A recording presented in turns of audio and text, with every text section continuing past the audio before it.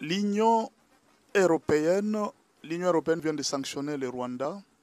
On a sanctionné d'abord l'entreprise d'or que le Rwanda produisait.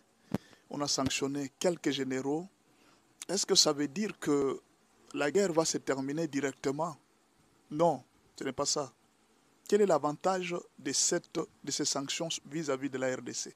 Ça ne veut pas dire que ça termine la guerre. La guerre maintenant, la RDC doit maintenant s'organiser pour se battre. D'abord, ça va diminuer le financement de Paul Kagame.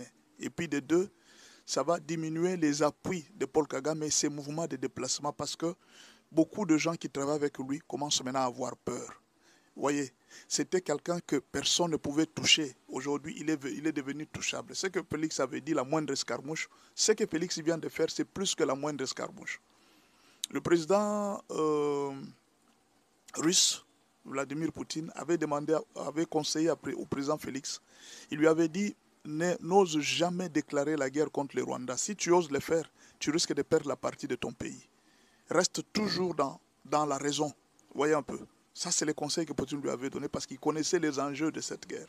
Mais maintenant, là, les avantages que la RDC a, c'est juste s'organiser, organiser son armée, et puis c'est fini. La guerre va se terminer parce que tous ces gens-là, ils sont maintenant dans la peur. Ils sont en train de vivre dans la peur. Vous voyez, la preuve est là. Ils viennent d'annuler leur déplacement vers Luanda. Pourquoi? Parce qu'ils viennent d'avoir des sanctions de l'Union européenne. Ça ne veut pas dire que ces sanctions-là, c'est rien, c'est une distraction. Non, mais pourquoi alors ils ont annulé leur départ après les sanctions? Deuxièmement, l'influence que Kagame avait sur le plan international ne va plus exister parce que le grand pilier qui soutenait Kagame, ce sont les États-Unis. Le reste, ce ne sont que des gens qui suivent ce que les États-Unis décident.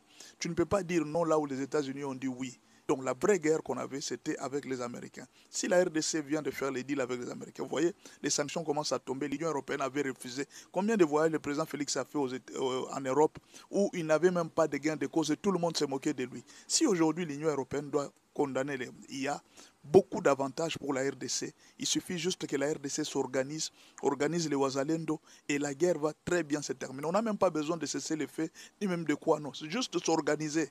On organise seulement l'armée. Et cette guerre va se terminer parce que les gens qui combattent la RDC n'auront plus assez de moyens. Ils seront obligés de fournir plus d'efforts pour vendre et les coltans et l'or qu'ils étaient en train de piller en RDC. Alors c'est le moment que la RDC, pendant que le monde vient d'affaiblir Kagame, c'est le moment où la RDC peut profiter pour s'organiser sérieusement. Voilà pourquoi nous demandons au président de faire vite, d'organiser l'armée et de mettre tous les gens en bataille. Et là, l'Union européenne vient de sanctionner le Rwanda. On a sanctionné d'abord l'entreprise d'or que le Rwanda produisait. On a sanctionné quelques généraux. Est-ce que ça veut dire que la guerre va se terminer directement?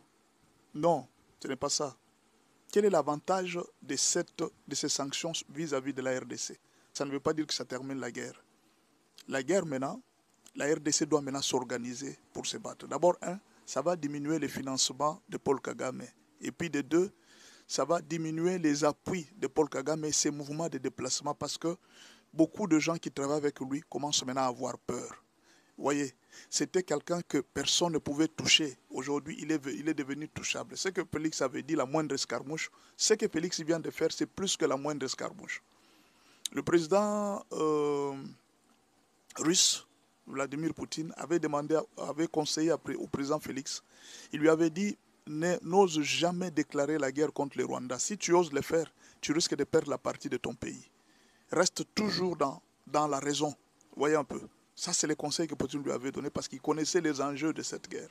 Mais maintenant, là, les avantages que la RDC a, c'est juste s'organiser, organiser son armée, et puis c'est fini. La guerre va se terminer parce que tous ces gens-là, ils sont maintenant dans la peur. Ils sont en train de vivre dans la peur. Vous voyez, la preuve est là. Ils viennent d'annuler leur déplacement vers Luanda. Pourquoi? Parce qu'ils viennent d'avoir des sanctions de l'Union européenne. Ça ne veut pas dire que ces sanctions-là, c'est rien, c'est une distraction. Non, mais pourquoi alors ils ont annulé leur départ après les sanctions?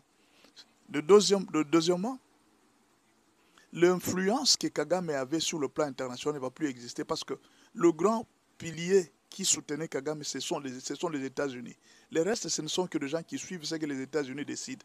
Tu ne peux pas dire non là où les États-Unis ont dit oui. Donc la vraie guerre qu'on avait, c'était avec les Américains. Si la RDC vient de faire les deals avec les Américains, vous voyez, les sanctions commencent à tomber. L'Union européenne avait refusé. Combien de voyages le président Félix a fait en Europe où il n'avait même pas de gain de cause et tout le monde s'est moqué de lui. Si aujourd'hui l'Union européenne doit condamner il y a beaucoup d'avantages pour la RDC. Il suffit juste que la RDC s'organise, organise les Ouazalendo et la guerre va très bien se terminer. On n'a même pas besoin de cesser les faits, ni même de quoi, non. C'est juste s'organiser.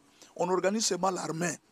Et cette guerre va se terminer parce que les gens qui combattent la RDC n'auront plus assez de moyens. Ils seront obligés de fournir plus d'efforts pour vendre et les coltans et l'or qu'ils étaient en train de piller en RDC. Alors c'est le moment que la RDC, pendant que le monde vient d'affaiblir Kagame, c'est le moment où la RDC peut profiter pour s'organiser sérieusement. Voilà pourquoi nous demandons au président de faire vite, d'organiser l'armée et de mettre tous les gens en bataille. Et là,